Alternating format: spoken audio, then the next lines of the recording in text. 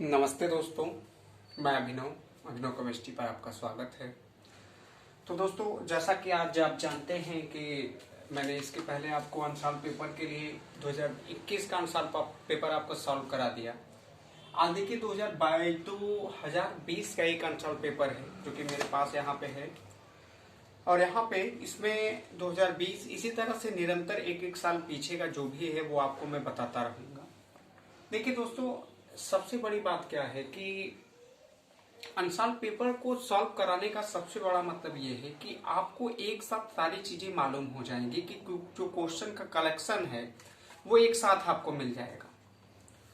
तो चले हम लोग शुरू करें, ज्यादा देर करने का कोई मतलब नहीं है, लेकिन उसमें सहयोग आप लोग का भी रहे कि आप देखें तो ज्यादा लोगों तक शेयर किया करें। आप लोग देखते हैं और खुद से बैठ जाते हैं और हमारा तो आप कोई सहयोग नहीं करते, तो ऐसा ना रहे, हमारा भी आप सहयोग करिए, हमारा भी मनोबल ऊंचा रहे। देखिए, यहाँ मैंने टाइम कम लगे ताकि वीडियो, क्योंकि बहुत बड़ी हो जाती है लिखते समय, ज्यादा लिखने के, तो इसलिए हम सोचते हैं कि जब पहले से लिखा रहता है तो थोड़ा आसान रहता है, लिखना कम पड़ता है तो टाइम कम लगती है बच्चों। देखें, करें कि निम्न में से कौन सा एक धात्विक तत्व, ये ऑप्शन वाले क्वेश्चन इसीलिए मैंने इनको लिखा भी आपको, करें कि निम्न में से कौन सा तत्व धात्विक तत्व है। बहुत बेहतरीन क्वेश्चंस हैं ये, और कुछ आपको करने नहीं है प्यारे दोस्तों। देखिए, केवल आपको एक चीज मालूम होना चाहिए, इसका एटॉमिक नंबर भी मालूम है कि 15 होगा, इसका 2 होता है, इसका 3 होता है, और इसका कितना होता है 16। अगर मैं इनका इलेक्ट्रॉनिक कॉन्फ़िगरेशन आपको कराऊं तो इलेक्ट्रॉनिक कॉन्फ़िगरेशन में दोस्तों देखिए फास्फोरस है, तो फास्फोरस आप पहचानोगे कैसे धात्विक, बहुत बच्चे नहीं पहचान पाते, तो उसके लिए उनको कम से कम 1 से लेकर 20 तक का एटॉमिक नंबर मालूम होना चाहिए, जो परमाणु क्रमांक है वो मालूम हो, इलेक्ट्रॉनिक विन्यास कर पाए वो भी मालूम हो, वरना याद करना पड़ेगा दोस्तों। देखिए, जैसे फास्फोरस का लिखोगे 15 होता है, इसका इलेक्ट्रॉनिक विन्यास के 28 कितना आएगा 5। हीलियम का है 2 होता है दोस्तों, इसका 2 ही आएगा। लिथियम का 3 होता है, इसका करेंगे 2 और कितना आएगा 1 आएगा। सल्फर का होता है 16, इसका करेंगे 2 8 और कितना आएगा 6। ये देखिए, मैंने सबका इलेक्ट्रॉनिक कॉन्फ़िगरेशन कर दिया। हालांकि आप इतना मत करिएगा, इतना सोचिएगा मत, लिखने की जरूरत नहीं, आप मन में ही सोच लोगे। देखिए, जिसके आउटर मोस्ट सेल में 1 2 3 इलेक्ट्रॉन है, मतलब बाहरी कोष में, जैसे ये इसका बाहरी कोष है, इसका यही होगा, इसका ये बाहरी कोष होगा, इसका ये बाहरी कोष। बाहरी कोष में अगर 1 2 3 इलेक्ट्रॉन आ रहे हैं तो बोरान को छोड़कर ये जान लीजिए 1 से 20 तक के सभी तत्व का होंगे, धातु होंगे। यानी 1 2 3 अगर आ गया इलेक्ट्रॉनिक विन्यास करते समय, बोरान को छोड़ दे तो सभी का कहलाएंगे, धातु कहलाएंगे दोस्तों। हीलियम इसलिए भी नहीं होगा, हीलियम अक्रिय तत्व है। अक्रिय तत्व का मतलब है कि आपकी किताब में 6 अक्रिय तत्व हैं, हीलियम, नियान, आर्गन, क्रिप्टॉन, जिनान और रेडान। वो 6 तत्व जो होते हैं वो पी ब्लॉक के होते हैं, मगर वो अक्रिय होते हैं, तो उनका धातुओं और अधातुओं से कोई लेना देना नहीं है। तो ये इसके बारे में आप तत्वों को याद रखना पड़ेगा, हीलियम, नियान, आर्गन, क्रिप्टॉन, जिनान और रेडान ये हैं। लिथियम में 2 और 1 है, इसका मतलब इसके आउटर मोस्ट सेल में 1 इलेक्ट्रॉन है, ये धातु होगी। यहाँ देखिए 6 है, ये क्या होगी अधातु होगी। तो उसी तरह ऑप्शन में अगर देखोगे तो हमने बताया 1 2 3 देखिए तो वो क्या है, धातु है। अगर 4 5 6 और कितना आ गया दोस्तों 7 आ रहा है तो वो क्या कहलाएगा, अधातु। कुछ है उपधातुओं को छोड़कर।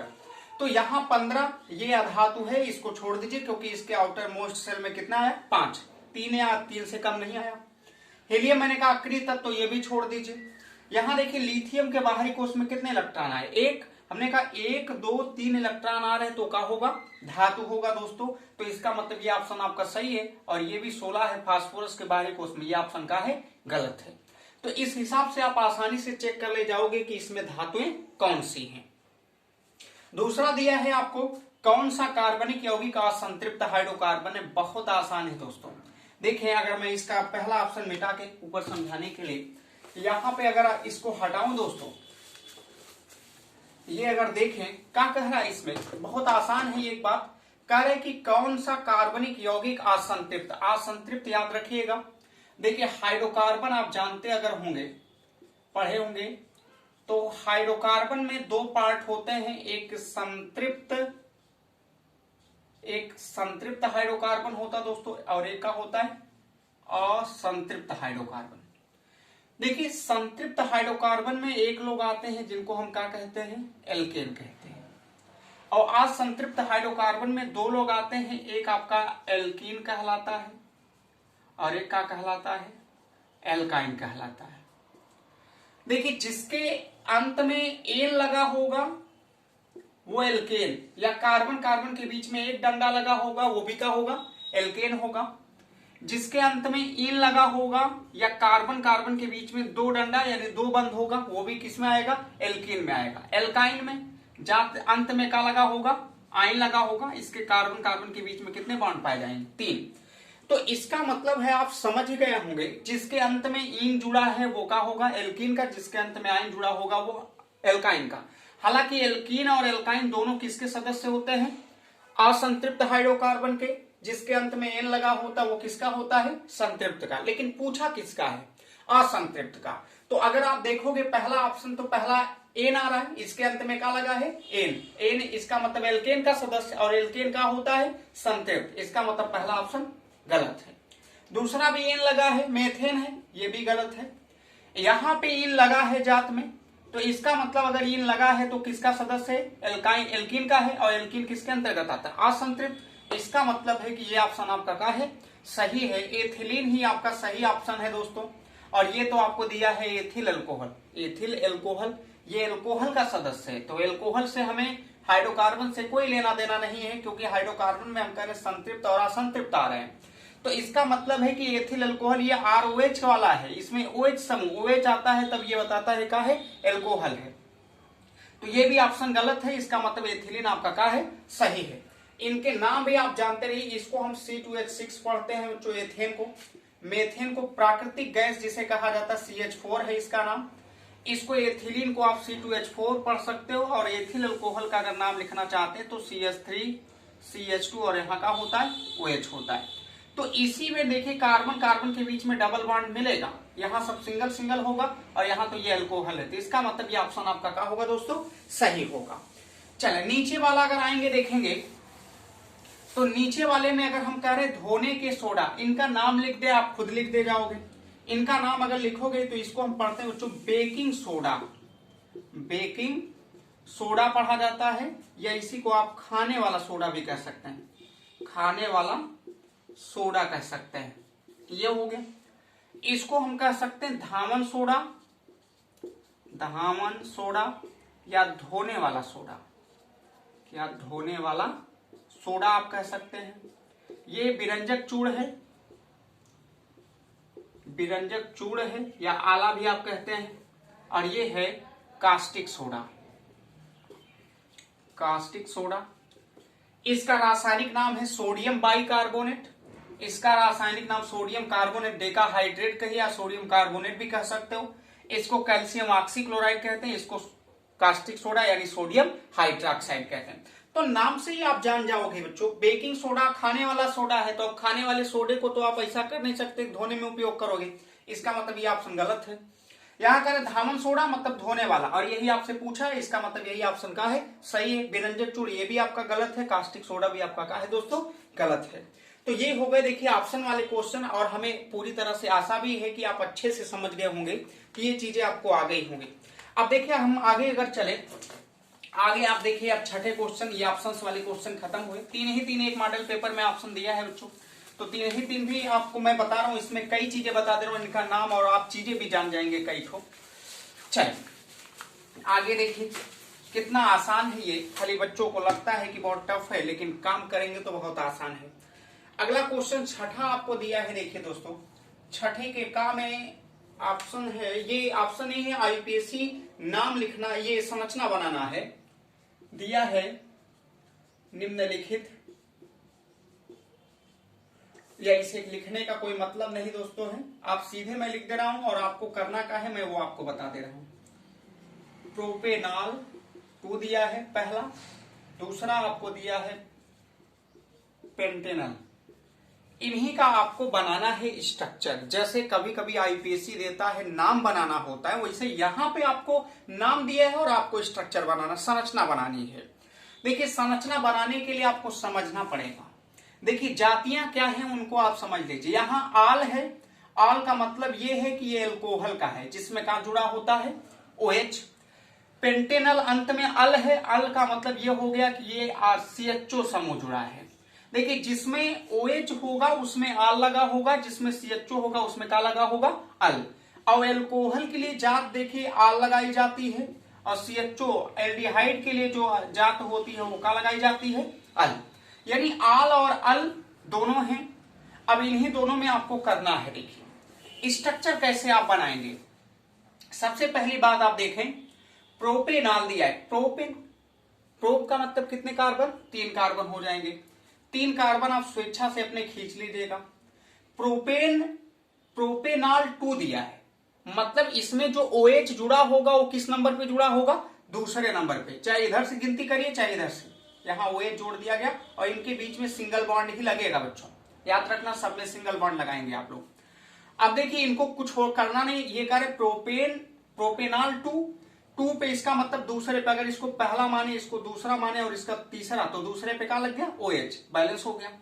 अब हमें कार्बन को बैलेंस करने के लिए हाइड्रोजन दोस्तों जोड़ना पड़ेगा। कार्बन एक है, एक बॉन्ड है, लेकिन कार्बन के चारों तरफ कितने बॉन्ड रहने चाहिए, 4। कितने की कमी है, 3 की। 3 की कमी है तो यहां कहा जोड़ दीजिए, CH3। यहां देखिए 1 2 3 बॉन्ड है, कितने कमी, 1 है, 1 जोड़ दीजिए। यहां 1 बॉन्ड है, कितने की कमी है दोस्तों, 3 की कमी है, तो इसका मतलब यहां CH3, यही आपको हो जाएगा। तो कभी कभी ऐसे देता है ये पूछता है, कभी कभी ये देता है और ये बनाना होता है। तो कितना आसान है आप देख सकते हैं। अब इसमें अगर आपको उस तरह से नाम लिखना होता बच्चों, अगर मान लीजिए इस तरह देता तब कैसे लिखते हैं। हमने कहा OH उस रास्ते से चलिए जिधर से OH जल्दी मिल जाए, तो इधर से चलिए चाहे इधर से, दोनों नंबर पे एक ही समान मिलेगा, 1 2 और क्या हो गया 3। दूसरे पे OH का मतलब यहां आप लिखते 2 आल बच्चों, अगर मान लीजिए ये दिया होता तब 2 आल। टोटल कार्बन 3, 3 का मतलब होता है प्रोप, सबके बीच में सिंगल बॉन्ड है इसलिए जात में आप क्या लगाइएगा, एन। तो प्रोपेन में 2 आल अगर जोड़ देते तो 2 प्रोपेनाल, या प्रोपेनाल 2 भी आप ये वाला लिखिए चाहे ये वाला लिखिए, बातें कहिए। इसी तरीके से अगर इसका स्ट्रक्चर, क्या कार्बन है, पेंटेन का मतलब 5 कार्बन, कार्बन 5 है, लेकिन यहां पे अल है, अल का मतलब है कि ये वाला पूरा CHO एक साथ रहेगा, क्योंकि इस कार्बन की भी गिनती करनी पड़ेगी आपको। जब इसकी कार्बन की गिनती करेंगे तो इसको लेके हमको 5 करना है। अब देखिए मैंने कहा सबके बीच में सिंगल बॉन्ड रहेगा दोस्तों, सबके बीच में सिंगल बॉन्ड, आप बेफिक्र होकर लगाइएगा। यहां भी सिंगल होगा और यहां भी देखिए सिंगल, लेकिन बैलेंस करने के लिए, ये तो बैलेंस है, यहां 1 2 बॉन्ड है, कितने कमी है, 2 की, जितने कमी उतने हाइड्रोजन लगाते जाइए। यहां 2 कमी है, 2 हाइड्रोजन, यहां 2 कमी है, 2 हाइड्रोजन, यहां 1 है, 3 की कमी है, तो ये हो जाएगा आपको। अगर इस तरह देता और ये नाम पूछता तो आप यहां से गिनती करते, क्योंकि यही क्रियात्मक समूह है, 1 2 3 4 और क्या हो जाता 5। टोटल कार्बन 5 को हम लोग पढ़ते हैं दोस्तों पेंट, सिंगल बॉन्ड है इसलिए क्या लगाओगे, एन, सब जगह सिंगल बॉन्ड एन लगा दो। और CHO का मतलब जात के रूप में हमने कहा क्या लगाओगे, अल पहले पे है इसलिए मैंने अंक नहीं लिखा, एक का कोई मतलब नहीं। पेंटेन में अल जोड़ेंगे का नाम हो जाएगा पेंटेन। ये अगर इस तरह देता तो ये पूछता, आप इस तरह से कर सकते थे। हालांकि हमें लगता है ये दोनों आपको चीजें समझ में आ गई होगी, किसी तरह से आप कर ले जाओगे। चलिए अगले क्वेश्चन पे चलते हैं। देखिए मैं इसको 2 पार्ट में करके आपको बताऊंगा दोस्तों, यानी क्योंकि इसमें 8वां वाला जो क्वेश्चन होता है उसमें 8वां भी आपको दिया रहता है, बहुत बड़ा हो जाता है, तो 1-1.5 घंटे की वीडियो हो जाएगी तो उसका कोई मतलब नहीं निकलता। इसीलिए मैं सोचता हूं कि इसको कई पार्ट में करते हैं। तो कई पार्ट में करने का मतलब है कि कम से कम 2 पार्ट आपको हम करेंगे, 2 पार्ट में आप पूरी चीजें जान जाएंगे। हालांकि पहले आपको देखिए इसमें 5वां 6ठा और 7वां क्वेश्चन बता देंगे। देखिएगा अब 6ठवें में अगर आओगे, 6ठवें का खा देखिए, का आपको मैंने बता ही दिया IUPAC नाम, खा है 6ठे का। इसमें कहा का है, इसमें कह रहा है कि निम्नलिखित अभिक्रियाओं को संतुलित रासायनिक समीकरण लिखे। ये वाला थोड़ा अच्छा है, पूरा लिख भी दे रहा हूं क्वेश्चन, निम्नलिखित, लेकिन है दोस्तों बहुत आसान। निम्नलिखित अभिक्रियाओं, निम्नलिखित अभिक्रियाओं का संतुलित संतुलित रासायनिक समीकरण, संतुलित रासायनिक समीकरण लिखिए। कितना आसान है दोस्तों। अभी क्वेश्चन आप देखिए, पहला आपको दिया क्या है, जिंक है प्लस सिल्वर नाइट्रेट दिया है। सिल्वर नाइट्रेट, तीर का निशान है, इधर बनाया है बच्चों जिंक नाइट्रेट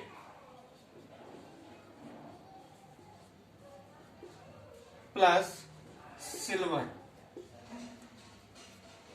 प्लस का हो जाएगा सिल्वर। दूसरा क्वेश्चन, इसी में दो ऑप्शन दिए हैं। दूसरा दिया है मैग्नीशियम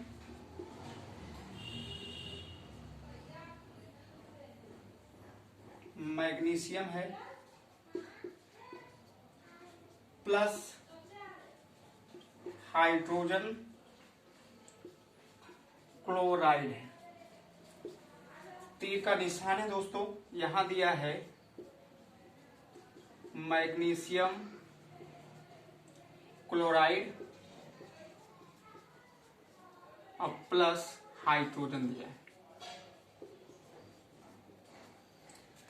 देखिए नाम दिया है दोस्तों, करने में आपको आसानी होगी। नाम तो दिया है लेकिन कुछ बच्चों को फार्मूला नहीं याद होगा, तो उसके लिए कोई उपाय नहीं दोस्तों, आपको याद रखना पड़ेगा, करना पड़ेगा, पढ़ना पड़ेगा। अगर आप पढ़ रहे हैं तभी आप इसको कर पाएंगे। देखिए क्योंकि जब तक आपको नाम ही नहीं मालूम रहेगा तब तक आपको करने आप नहीं कर सकते बैलेंस, क्योंकि यहाँ इनका सूत्र लिखना पड़ेगा। सूत्र लिख के ही इनको आप बैलेंस कर सकते हो। देखिए सूत्र लिख के अगर इसको आप बैलेंस करेंगे तो आपके लिए बेहतर होगा, वरना आप कहाँ गुणा भाग करेंगे, इसमें कौन बैलेंस आप कैसे करेंगे। देखिए हालांकि जब पेपर के एग्जाम के टाइम आपको डायरेक्ट ये नाम आपको देखिए नाम मालूम रहेंगे तो उसका सूत्र आपको लिखना पड़ेगा। ये नहीं लिखने के बाद हिंदी में, मैं तो आपको समझाने के तरीका है इसलिए मैं आपको समझाने के लिए पूरा इस तरह लिख दिया, और आपको अब हम सूत्र भी लिखने जा रहे हैं, क्योंकि जब तक सूत्र नहीं मालूम रहेगा आप बैलेंस नहीं कर पाओगे बच्चों। तो यहाँ पे देखिए अगर आपको बैलेंस करना है तो उसके लिए करना का पड़ेगा, उनका नाम लिखना पड़ेगा। जैसे जिंक है Zn, यहां दिया सिल्वर नाइट्रेट, मतदान वाली स्याही बच्चों, चुनाव का माहौल है आप जान ही रहे हो, तो उस समय ये इसका प्रयोग किया जाता है। जो नाखून में आप दिखा रहे हैं, सब लोग सेल्फी ले रहे हैं, वो इसमें प्रयोग किया जाता है। किसका? AgNO3, यही होता है सिल्वर नाइट्रेट। तो जिंक का अगर AgNO3 से रिएक्शन करवा, यहाँ खुद लिखा है, आपको केवल लिखना है, तो यहाँ जिंक नाइट्रेट बनेगा ZnNO3 का ट्वाइस, और यहाँ से Ag कहा निकल जाएगा बाहर। ये अभी ये जितना कहा मैंने उतना किया, अभी बैलेंस नहीं हुआ है। ये कहा जिंक, जिंक लिखा, silver nitrate, silver nitrate, zinc nitrate, zinc nitrate हो गया, ये हो गया सिल्वर। नीचे भी वही कह रहा है, मैग्नीशियम का हाइड्रोजन क्लोराइड, जिसको हाइड्रोक्लोरिक अम्ल कहिए चाहे hydrogen chloride, HCl। Magnesium chloride बनाया है तो MgCl2 होता है इसका फार्मूला, और हाइड्रोजन गैस कहां निकल जाएगी? बाहर। अब देखिए इसको हमें बैलेंस करना है, तो आप बैलेंस कैसे करोगे? देखिए जो अकेला पोर्शन है पहले उन्हीं को पकड़ते हैं। यहां जिंक अकेला है, यहां भी जिंक अकेला, ये सही है, बैलेंस है दोनों तरफ। लेकिन यहां पे सोचने वाली बात है कि यहां पे NO3 कैट हुए, एक ठो पूरा NO3 को देखिए, यहां एक है, यहां पूरा NO3 कैट हुए, दो ठो है। तो इसको बैलेंस करने के लिए कि यहां दो है तो यहां कितना बनाए? दो। तो इसके लिए बच्चों पूरे, अगर आपको इधर इस तरह दिया है तो ऐसा नहीं कि यहां घेर के दो बना देंगे आप। इसको बैलेंस करने के लिए इसके आगे उतनी संख्या से गुणा करें। यहां दो है तो यहां भी आगे दो से क्या कर दें? गुणा। अब दो का गुणा पूरे में अंदर होगा, जब दो का गुणा पूरे में अंदर होगा तो 2Ag, और 2 का गुणा NO3 में तो 2NO3 भी हो जाएगा। तो यहां भी 2NO3 हो गया, और यहां भी क्या हो गया? NO3 दो हो गया, जिंक एक, जिंक एक। Ag यहां आप दो हो गया, लेकिन यहां कितना Ag है? एक। यहां दो से गुणा कर दीजिए, बैलेंस। हमारा ये समीकरण हो गया बैलेंस। ये तो उससे भी आसान है, देख के ही कर ले जाओगे। क्लोरीन भी दो है और हाइड्रोजन भी कितना है? दो है। मैग्नीशियम एक, तो मैग्नीशियम यहां भी एक है, और यही दो से आगे गुणा कर दें तो दो का गुणा अंदर करेंगे 2H और 2Cl, यहां भी 2Cl और 2H है। इसका मतलब ये भी क्या हो गया? आपका बैलेंस हो गया। तो यह आसान था, बस ये नाम दिया था इसलिए बच्चों को थोड़ी दिक्कत होती है। अगर ये केवल डायरेक्ट देता तो थोड़ा सा आपके लिए टफ देगा, लेकिन अगर इस तरह देगा तो बहुत आसान, क्योंकि वो जानता बच्चा पहले फार्मूला लिखेगा और उसके बाद बैलेंस करेगा। चलिए, तो ये हमें आशा है कि आपको बहुत अच्छे से आ गया होगा। चलिए अगला क्वेश्चन देखें बच्चों हम लोग, लेकिन पढ़ते रहिए। मैं बार बार कह रहा हूं कि इस बार का एग्जाम जो होने वाला है वो थोड़ा अलग एग्जाम होगा हर बार से, तो इसलिए पढ़ने के अलावा कोई आपके पास उपाय नहीं है। छोटे बच्चे के लिए यही सब चीजें जो होती हैं पेपर में, एग्जाम में जो क्वेश्चन होता है बहुत आप गंभीरता से नहीं ले पाते हो, तो बहुत हार्ड लगता है और कर नहीं पाते हैं बच्चों। तो ऐसा नहीं है कि इतना आसान भी आपको है। अब ये जो पढ़ रहा है पढ़ा रहा है उसके लिए तो आसान होगा, लेकिन जो नहीं पढ़ा लिखा है, जो नहीं पढ़ लिख रहा है, उसके लिए बहुत टफ हो जाएगा बच्चों। तो टाइम आपके पास है नहीं, आपको उपाय भी कोई नहीं है, पढ़ने के सिवाय आपके पास कोई ऑप्शन नहीं, कोई चारा नहीं है। और यही है, आप इसी को पोर्शन बनाइए और इसी को केवल करिए, और इसी को करना भी पड़ेगा आपको। देखिए अगला क्वेश्चन दिया है 7वें का जो का है बच्चों, ये भी इंपॉर्टेंट क्वेश्चन है। 7वें के का में दिया है कि प्रत्येक यौगिक के दो उपयोग, कोई बहुत बड़ा नहीं है, ये मैंने इसको बता भी रखा हूं। प्रत्येक यौगिक के दो उपयोग आपको लिखना है। कौन कौन सा है? पहला आपको दोस्तों है कास्टिक सोडा, ये हमारे बच्चे अच्छी तरह से जानते होंगे, इसके पहले वाली वीडियो में भी मैंने बताया था। कास्टिक सोडा जिसको फार्मूला NaOH होता है दोस्तों। दूसरा आपको कह रहा है, देखिए अगर दूसरे की बात करें तो दूसरा है plaster of Paris. Plaster of Paris ये भी बहुत आसान है। देखिए कास्टिक सोडा के दो उपयोग, पहला आप तो आसानी से लिख सकते हो। पहला का है बच्चों कास्टिक सोडा कह रहा है। कास्टिक सोडा मैंने कहा इसके पहले वाले में बताया भी हूं, साबुन बनाने में लिख सकते हो, साबुन बनाने में। दूसरा लिख सकते हैं आप किसमें बच्चों? कागज उद्योग में। ये बहुत है, इतना तो ही पूछेगा। साबुन बनाने में और कागज उद्योग में आप लिखे। प्लास्टर ऑफ पेरिस कह रहा है कि इसको हम लिख सकते हैं शल्य चिकित्सा में, या शल्य चिकित्सा, या कहने का मतलब है कि आप लिख सकते हैं शल्य चिकित्सा हो जाएगा, या तो शल्य चिकित्साओं में बच्चों जैसे कभी कभी हाथ और टूट जाते हैं या हड्डियां थोड़ा सा वो हो जाती हैं, तो उनको बैलेंस करने के लिए, सही करने के लिए, जोड़ने के लिए जो प्रयोग किया जाता है वो क्या होता है? प्लास्टर। अब कह सकते हो यानी टूटी हड्डियों को जोड़ने के लिए भी हम लोग क्या करते हैं? इसका प्रयोग करते हैं। इसका मतलब शल्य चिकित्सालयों में। दूसरा ये है कि जो मूर्तियां बनाने में, खिलौने बनाने में, मूर्तियां या खिलौने बनाने में भी हम किसका प्रयोग किया जाता है? प्लास्टर ऑफ पेरिस का। इसका जो फार्मूला होता है वो भी आप याद रखेगा। प्लास्टर ऑफ पेरिस का फार्मूला होता है CaSO4 half H2O दोस्तों, जो कि अगर हम जिप्सम को जब 100 डिग्री सेल्सियस पे गर्म करते हैं तो जाके हमको ये क्या बनता है? प्लास्टर ऑफ पेरिस बनता है। यानी प्लास्टर ऑफ पेरिस का मैंने उपयोग भी बताया कि शल्य चिकित्सालयों में टूटी हुई हड्डियों को जोड़ने के लिए, और एक हमने आपको बता दिया कि मूर्तियों को बनाने में यानी खिलौनों को बनाने में तो हम क्या करते हैं? इसका प्रयोग करते हैं। इसका रासायनिक सूत्र ये है, देखिए इसका नाम अगर हम लोग रासायनिक लिखें तो कैल्शियम सल्फेट हेमीहाइड्रेट, इसको क्या किया जा सकता है? पढ़ा जा सकता है। ये हो गया। अब देखिए आगे क्वेश्चन दिया है, और अगला क्वेश्चन आपको दिया है 7वें में, देख लेते हैं उसको भी, खा और गा। अगर आगे क्वेश्चन बनाए तो देखिए खा वाला तो आसान है। करे कि तत्व A का इलेक्ट्रॉनिक विन्यास, कोई तत्व A है और इसका इलेक्ट्रॉनिक विन्यास दिया है 2 8 7 है, तो परमाणु क्रमांक तथा आवर्त सारणी में वर्ग संख्या। तो A कोई तत्व है और इसका क्या दिया है? परमाणु क्रमांक दिया है 2 8 कितना दिया है? 7, और हमसे पूछ रहा है कि तत्व का परमाणु क्रमांक। मैंने कहा बच्चों कुछ करना है नहीं, जितने इलेक्ट्रॉन दिए गए उनको सबको आप क्या करिएगा? जोड़ लीजिएगा। 2 8 10 और 7 कितना होता है? 17। यानी जो परमाणु क्रमांक आपसे पूछा है, परमाणु क्रमांक हमको आपको देखिए कितना मिल गया दोस्तों? 17। यानी 2 8 10 और 7 17। 17 किसका होता है? क्लोरीन का। यानी अगर तत्व पूछता तो क्या हो जाता? क्लोरीन। परमाणु क्रमांक पूछा कितना हो जाएगा? 17। लेकिन कह रहे कि वर्ग का है, यानी वर्ग संख्या भी पूछा है, तो किस वर्ग संख्या